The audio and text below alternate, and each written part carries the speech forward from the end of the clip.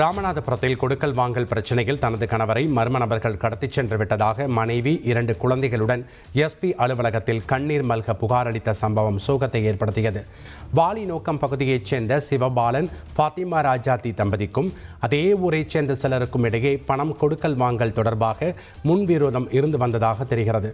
இந்நிலையில் எதிர்த்தரப்பினர் மிரட்டியதால் மன உளைச்சல் அடைந்த ஃபாத்திமா கடந்த 24ஆம் தேதி பூச்சி மருந்து குடித்து மருத்துவமனையில் அனுமதிக்கப்பட்டார்.